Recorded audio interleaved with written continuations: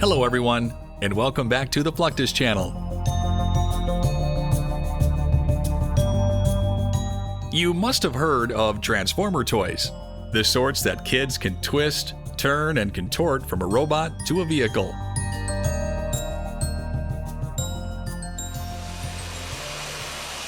But what about Transformer aircraft? Sounds like something out of a futuristic movie. However, there is such a thing in real life.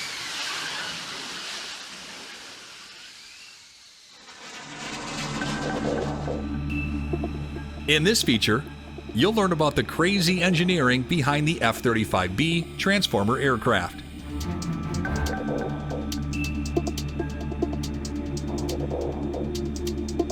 Its mechanics allow this jet to be one of the most versatile in the U.S. military.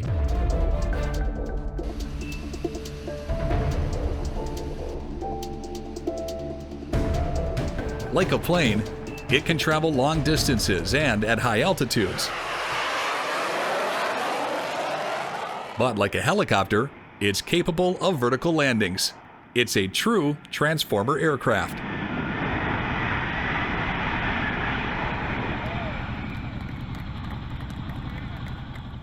The F-35B is the short takeoff and vertical landing variant of the F-35 Lightning II.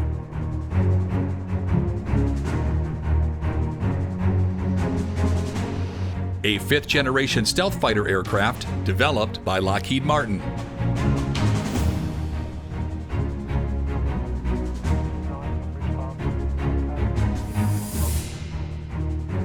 The U.S. military began developing this jet in 1995, and they did so for several reasons.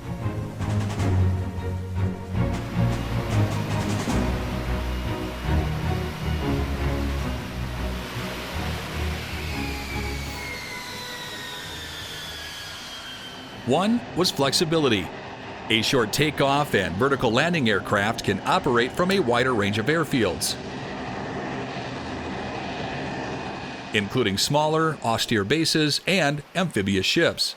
This gives it greater operational flexibility.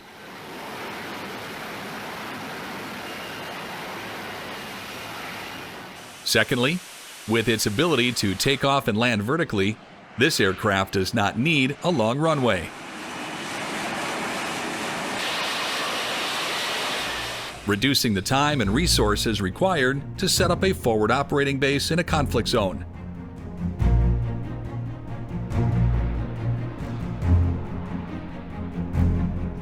Operating this kind of plane requires fewer ground support personnel and equipment, making it easier and less expensive to deploy and maintain in the field.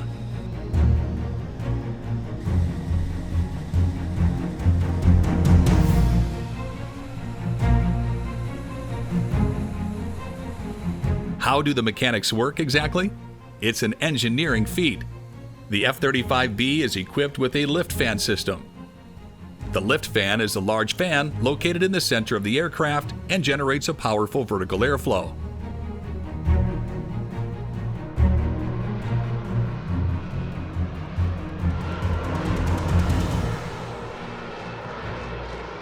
This airflow, combined with the exhaust from the aircraft's engine, provides the lift needed for the aircraft to take off vertically or hover in the air.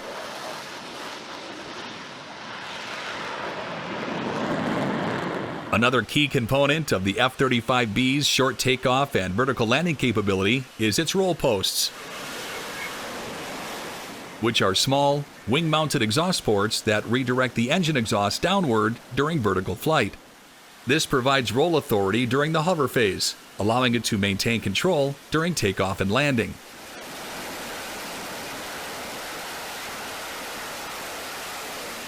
The F-35B also features a unique fan-driven lift system that can be adjusted for different flight modes.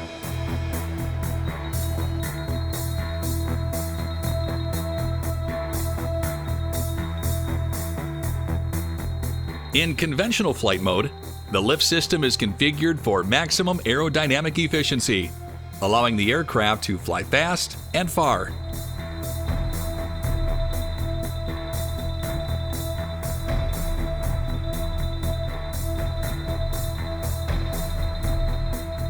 In the short takeoff and vertical landing mode, the lift system is adjusted to provide maximum lift and stability, making it possible to take off and land vertically.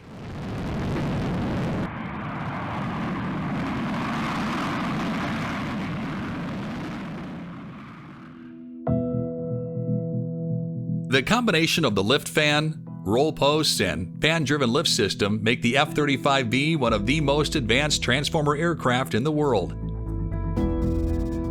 Of course, the technology has taken years to master. Many of the F-35B's practice runs took place here at the Climatic Chamber, located at the McKinley Climatic Lab at Elgin Air Force Base in Florida.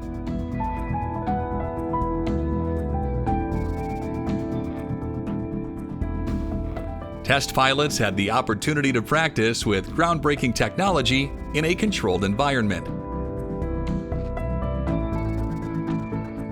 By controlling the exact temperatures the F-35 is subjected to, test pilots can see how the jet performs in the harshest of hot temperatures to cold Arctic environments. In the chamber here, we have the ability to completely control the environment that we're going to that we subjected the F-35 to. McKinley Lab, they have seen virtually every aircraft in the Western world for decades, for the last 40 years or so. As the military cannot control when and where war may break out, these jets must be able to perform in all climates. It wasn't until March 2013 that a Marine squadron conducted its first test flight of the F-35B Lightning II. At the Marine Corps Air Station in Yuma, Arizona, Major Robert Rusnock piloted the plane, successfully conducting a short takeoff and landing the plane vertically. The event marked a historical milestone for Marine aviation.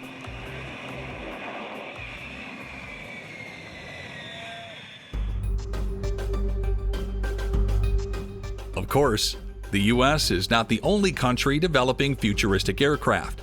In the late 1950s, Canadian manufacturer Avro Canada created the Avro car.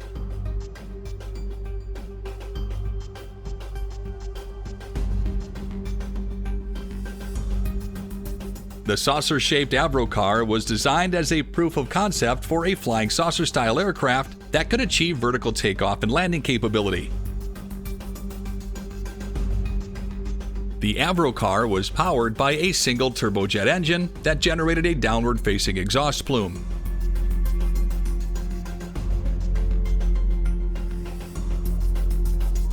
This provided the lift for takeoff and landing. The saucer-shaped airframe provided stability during flight. The first prototype of the Avro car was unveiled in 1959 and underwent several years of testing.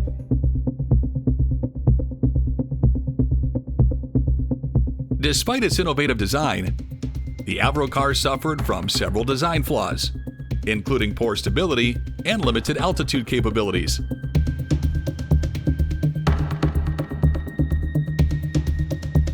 The project was ultimately canceled in 1961, after a series of test flights revealed that the aircraft was unable to meet its performance goals. Despite its limited success, the Avro car was an important step in the development of vertical takeoff and landing, or VTOL aircraft, and its design served as a precursor to later jets. The Avro car is now remembered as an interesting, if not quirky, example of experimental aircraft design.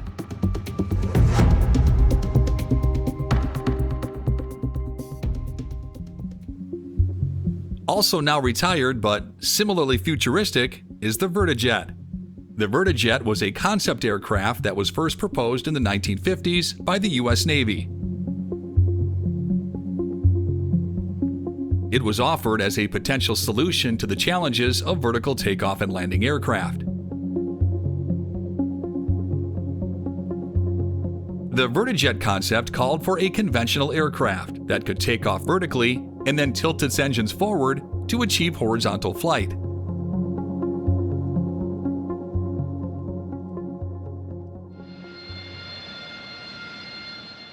By 1981, an updated version of a vertical and short takeoff and landing aircraft was taking the world by storm.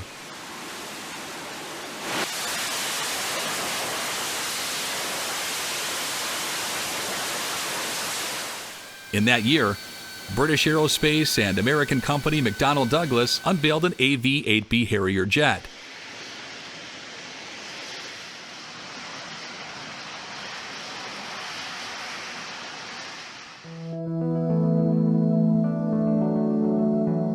The AV-8B was an improvement over the earlier Harriers developed in the 1970s, all of which had VTOL capabilities.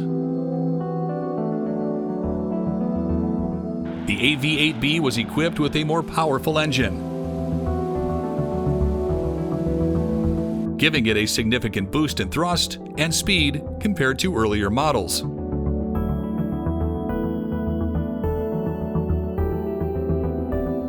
This allowed the aircraft to carry a heavier weapons load and perform more demanding missions.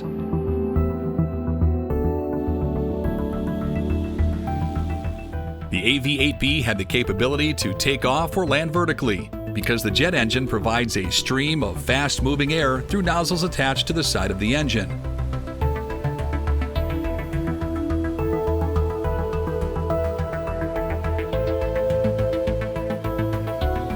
A system that controls the rotation of the nozzles directs the air or thrust downward.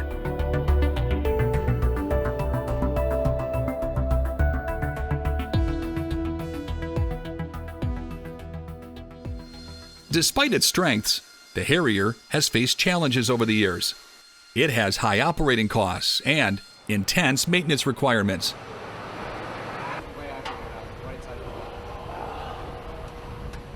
This is mainly due to the complexity of its vectored thrust engine design and its advanced avionics systems.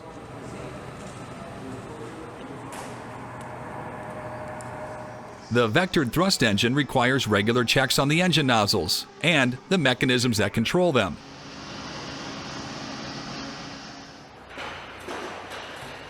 As well as routine inspections of the fuel and hydraulic systems. Before performing the functional, we hooked up a Jenny with the hide lines and the NC-10 for power. And once we did that, we ended up jacking the aircraft in order to perform the functional because you're going to retract the landing gear. So after that, we performed the functional. Then, as you can tell, we just dropped the aircraft from the jacks. Then we just started servicing the aircraft with the hydraulic fluid and nitrogen. It's pretty important to keep the aircraft up and ready to go. That way we can assist the pilots with their training. And if there's no aircraft up, then they can't really progress further. In March 2022, the U.S. Marine Corps retired the planes and welcomed the technologically superior F-35 jets instead. However, the Harrier remains an integral part of many military aviation fleets.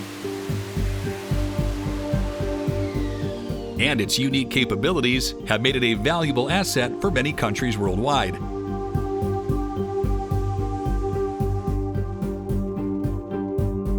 From aircraft that look like flying saucers to the new and most modern F-35 Lightning II, the development of VTOL aircraft for the U.S. military has required significant advances in aerodynamics, propulsion, and control systems.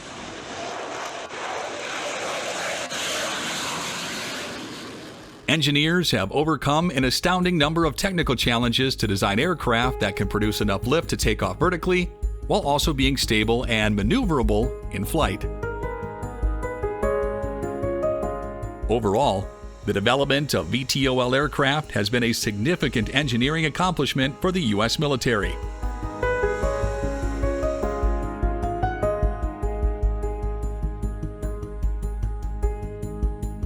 Enabling U.S. forces to carry out a range of missions in a variety of environments.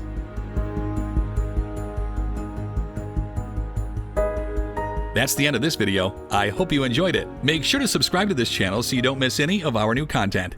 See you next time.